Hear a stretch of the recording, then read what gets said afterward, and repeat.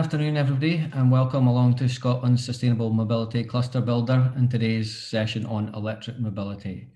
My name is Gary McRae. I'm the Head of Electric Mobility at Urban Foresight. Who are Urban Foresight? We're a place-based consultancy with expanding offices in Dundee and Newcastle, where we work across a range of areas with the aim of improving lives, promoting sustainability, and delivering new economic opportunities in the area where we work. I've been lucky enough to be involved in electric mobility in Scotland since 2011. And I think this is as an exciting time as there has been in the industry. I think it's now pretty much recognised that electric mobility will play a key role in the mobility sector going forward. And so I think that creates real opportunities for innovation. Really looking forward to today's sessions to hear from some exciting companies and to hear more about what's happening in this area. And so from that, enjoy everybody, and I'll pass you over to Dan, who's hosting today. Greetings, everyone. Welcome to Opportunities in Electric Mobility. As Gary pointed out, this is the second in a series of events hosted by Urban Foresight under the banner of the Sustainable Mobility Cluster Builder.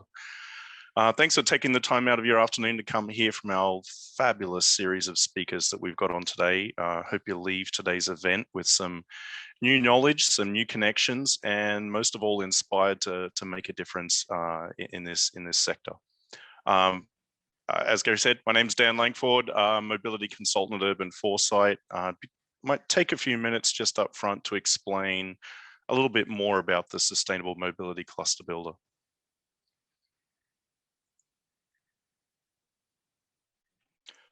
So the goal of the Cluster Builder is, as it says there, help capitalize on the opportunities in sustainable mobility, and specifically to support Scottish Government in their decarbonisation targets in this specific sector.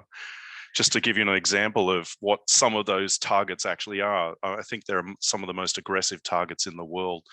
So net zero of greenhouse gases by 2045, but most immediate 75% reduction by 2030. Some of the more specific pieces of that pie look like, reducing car kilometers by 20%.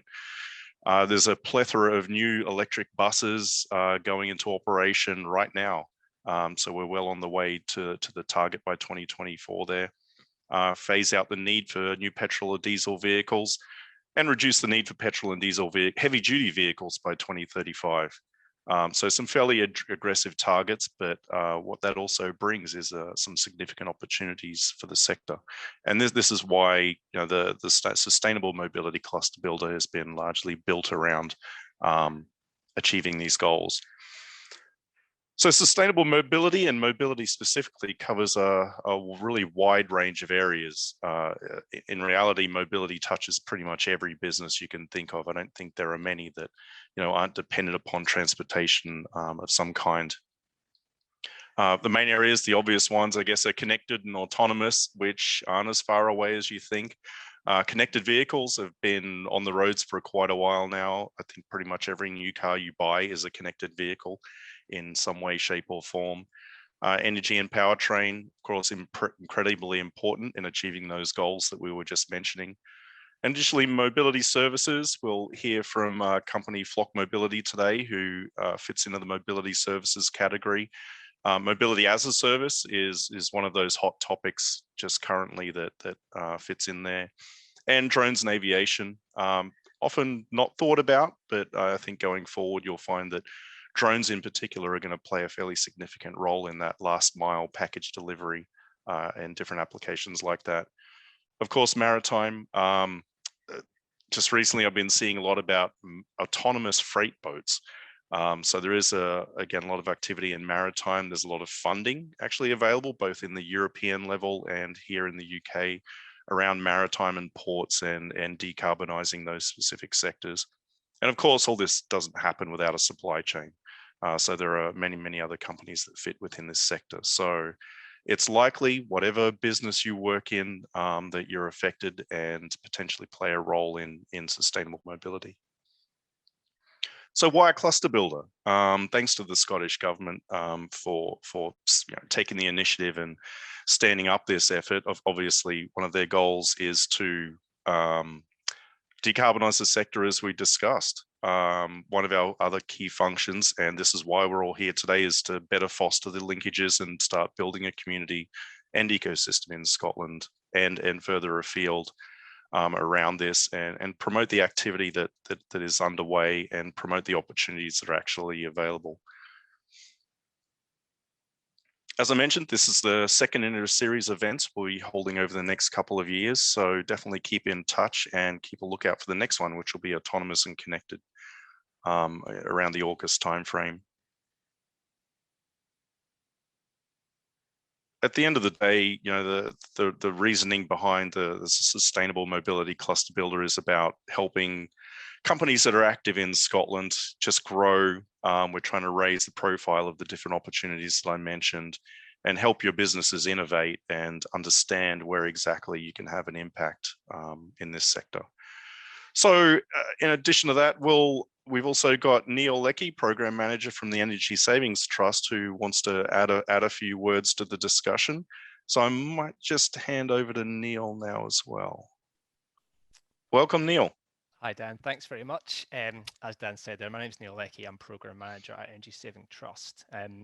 I'm just going to chat to you a little bit today about some of the funding options we have available. So I know a lot of it is going to be about the business opportunities, and one of the things that we try to do is make sure that we offer some financial support, as we understand there are still some costs involved in this transition, this e-mobility movement that we're talking about.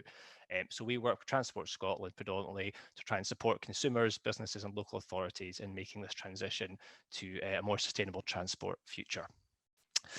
So I'm actually going to forgo the slides today. It's something that I'm going to leave without, because I know from experience a lot of people will tune into these conversations and they'll be doing emails and things in the background. So I'm going to try and make my presentation a bit more audio than visual. But I believe there's going to be some time for questions and things at the end, and I'll be sticking around after my presentation. So do please feel free to pop me any questions if it's something I haven't covered in detail enough or you want any more information. So I'm going to focus on some of the funding options. Now, I just looked at our website this morning, actually, and we do have 17 different grant or loan or funding options available in the transport sector specifically. So there's a huge range of opportunities out there, a huge range of support. And I won't go into all of these, of course, in detail, but I'll cover kind of 2 or 3 today that are within my primary remit.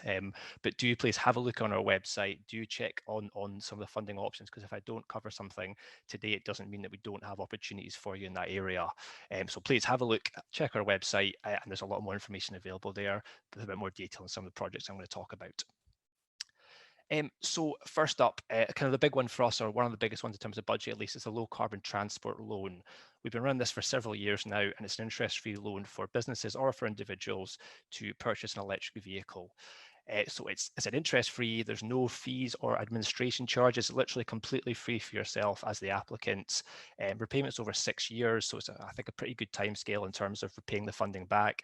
It does make EVs a lot more affordable. We know the upfront costs are still there compared to an ICE vehicle. And we've seen a lot of growth in that. I mean, last year we've had nearly £40 million paid out. So it's a really popular scheme, and we've just added used EVs into the equation as well, which is something we've been quite keen to do for a while. And that's a market we think has got a lot more growth to it. And again, there's obviously a lot lower cost of vehicles now available. So hopefully some great opportunities for anyone to get into the EV sector and that market if they haven't been able to do so already. We, on the kind of flip side of that, we also have funding for the charge points. So for businesses, we offer a grant of 50% for the installation costs of charge points. We just need to demonstrate, how these are going to be used. Is it going to be by your own fleet, by staff, by visitors, by guests? As long as there's a good case to do so, we're fairly open to that. Then we'll provide you with some funding up to 50% for that. And that can also be combined with funding from OZEV, the Office of Zero Emission Vehicles. So you actually can get quite a good chunk of money towards that. So it should be relatively low cost for your business. There's a couple of new projects we're working on the charging side that I was hoping actually to talk about today, but unfortunately we've been a little bit delayed in terms of getting details finalized. So I'm afraid not much more I can say right now, but do keep an eye on our social media channels, because there's hopefully going to be a bit of an announcement coming up the next week or so with some further funding options that might be of interest to some of you. Also, just to add, I said, I know probably most of you coming from this business side, but there is funding available for domestic charge points as well. Obviously, if you've got company vehicles or staff using these vehicles, we know sometimes they are taken back home, so they can get a grant from ourselves as well of £250 to install a charge point at their property. And again, there's actually additional funding from OZEV as well. So there's £600 available potentially for the cost of a domestic unit. So, again, a good cost towards that, and it should mean there's a range of charging options available for someone if they are using a company car or borrowing a staff vehicle for whatever reason. Another one that we are really quite keen on at the moment, and we've seen a huge amount of growth with, is the e-bike loan. So particularly under lockdown, we've had real high levels of interest in that, which is great to see. I'm going to talk a little bit in a second just about what we think about when we think of e-mobility and what our sort of plans are for the future. But we are really keen to promote active travel. There's obviously health benefits, there's environmental benefits, there's benefits to our cities and living spaces. So the e-bike loan has been a really great growth sector for us in the last couple of years. There's funding for businesses if you want to look at things like e-cargo bikes, which are, have some really good options for particularly last mile delivery as well. So there's up to £25,000 available for businesses. So if you are interested, please do get in touch. It's something we're seeing a lot of support coming along for, and we're really keen to keep promoting that and keep people thinking about that, not just on the kind of vehicles and the car side of things. I guess just turning a little bit to the future, at the moment you can see, I think from the support, just a few of the programs I've mentioned, there is a lot of interest in ourselves in Transport Scotland on this sector. Last couple of years especially, I'm sure you've all seen it, demand is just growing and growing, interest is growing, which is fantastic to see, but there is still a lot of work required. And I think for us, if we're going to tackle the climate crisis, we need to keep innovating, keep adapting, and making sure, I suppose, that our offerings here at EST are broad enough so that we are giving people the support they need to make that transition. I guess with that in mind, as we kind of move into that mass market adoption phase, we're not there yet, but we're probably not a million miles away. One of the things we are thinking about as well is how do we tackle inequalities? So, on this journey, we need to make sure that every company, every organization, every individual is able to kind of move along with us. So we're not excluding anyone based on their, income or geography or, whatever other reason. So that's something is a really important focus for us, and certainly becoming more and more of a target is making sure that we don't leave anyone behind, and we do allow these opportunities to be available for everyone, but also that we do support innovation, we support the movements in sectors, and as the market adapts, as costs come down, as opportunities become available, we're keen to make sure we support that, and we continue to look at our different offerings and see what we can do to help businesses, to help people, and just really try and support industry as much as possible. That's really it from me. I guess, again, just to say, please do check our website if you've got if you want any more information about some of the funding, and I'm available. I'll be around for the event if you've got any questions. So please do just jump in the chat box and let me know, and I'll be able to respond. Thanks very much for your time, and enjoy the rest of your day.